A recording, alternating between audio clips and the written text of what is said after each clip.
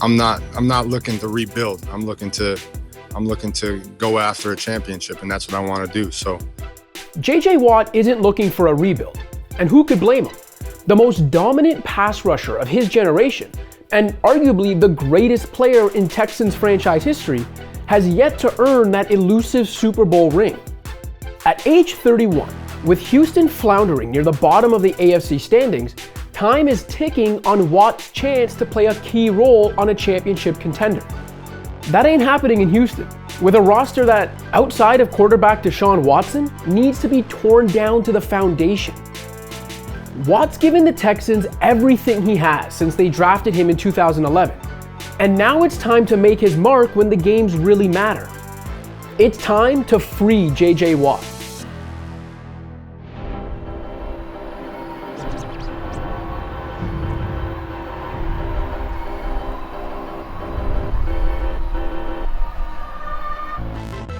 The Texans are a disaster after former coach/GM Bill O'Brien left behind a paper-thin roster.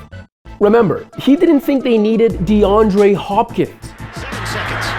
6 seconds. Murray heaves it downfield. It is. Oh, it's caught. It is caught. DeAndre Hopkins. Could the Texans quickly reload and contend in 2021? We've seen plenty of NFL teams go from worst to first after a strong offseason, and the Texans already have an elite franchise quarterback. But no, it's not that simple. Teams that improve rapidly are ones that have the ammo to reload in a hurry. They have extra draft picks to use and plenty of money to spend. Because of O'Brien's countless bad deals, the Texans don't have a first or second round pick in the 2021 draft. And they're going to have to make some tough cuts just to get under the salary cap next season.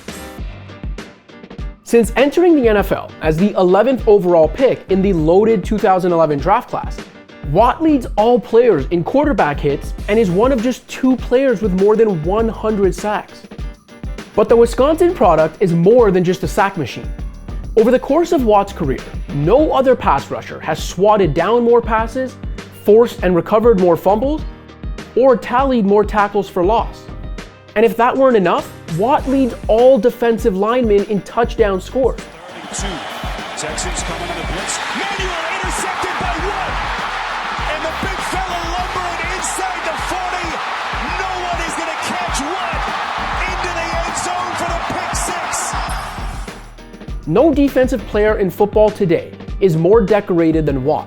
He's a 5-time first-team All-Pro, a member of the NFL's All-Decade team for the 2010s, and above all, has been named NFL Defensive Player of the Year on 3 different occasions. Only one other player in history, the legendary Lawrence Taylor, can say that. He's amazing. And as good as Watt is on the field, he's seemingly an even better person off of it.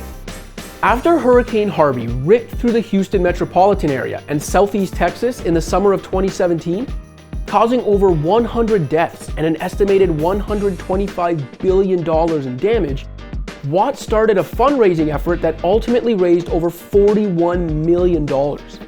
This is a man who deserves so much more than just a Super Bowl victory. But as his career winds down, it's that elusive ring that seems to motivate Watt. For years, Watt put the Texans on his back and carried them as close to the big game as he possibly could take them.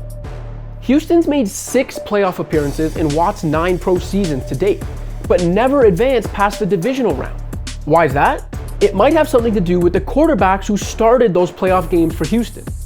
TJ Yates, Matt Schaub, Brian Hoyer, and Brock Osweiler. Who are these guys? I never even heard of. Yeah, you could say Watt deserved a better supporting cast. There's no doubt that Watt's prime years are behind him. The immense toll that comes from a decade of being double-teamed by 300-pound offensive linemen on every snap has caught up with him. Just reading Watt's medical history is enough to make you want to pop a few aspirin. But Watt's not a normal human being. He put on a brace and played through that dislocated elbow in 2012, didn't miss a game after breaking his hand, played 3 games in 2016 just months after back surgery, and only stopped playing that year because he needed more back surgery. Just last season, Watt tore his pectoral muscle in week 8, an injury that's season-ending in 99 out of 100 cases. And he was back on the field in time for the playoffs. Playoffs? Don't talk about playoffs. You kidding me? Playoffs? There's no player in the NFL more driven to win than J.J. Watt. And despite all these ailments, there's still gas left in his tank. Watt is consistently ranked among the league's top edge defenders this season, according to Pro Football Focus.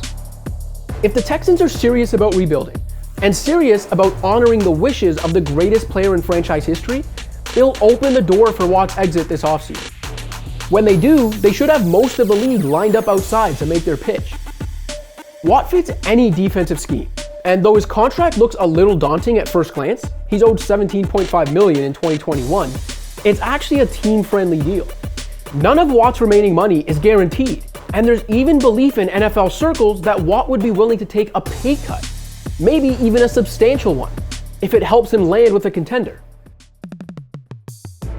So what would it take to obtain him in a trade?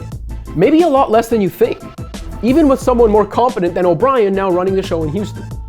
Remember, the Texans aren't scheduled to pick until the third round of the 2021 draft. So if a team dangles its first round selection, or even a package of picks, including a second rounder, the Texans might rush to pull the trigger.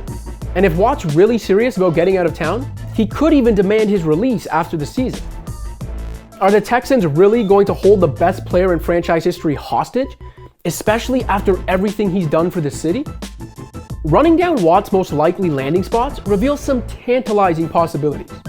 He could link up with brothers TJ and Derek in Pittsburgh, or maybe he'd rather head to Baltimore or Cincinnati or Cleveland and play against his brothers twice a year. Just imagine Watt and Myles Garrett on the same D-line. Pollard goes out in the flat. Prescott back to pass. He got hit by Garrett. That ball's loose on the turf. And the Browns have it. Olivier Vernon's got it. At the Cowboy 34-yard line. Boy, did Myles Garrett come to play. How about a move back up to Wisconsin, where Watt played college ball, to join Aaron Rodgers and the Packers? Or maybe he'd rather chase down Rodgers alongside Khalil Mack in Chicago. If the Texans do put Watt on the trade block, every NFL team should pick up the phone. There's honor in playing your whole career in the same colors.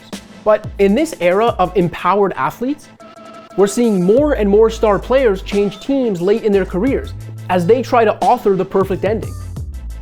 Nothing will ever take away what Watt accomplished in Houston, but there's one more chapter left to be written in his football life. And in order to produce the satisfying ending and the Super Bowl ring he truly deserves, it needs to happen somewhere else. Thanks for watching.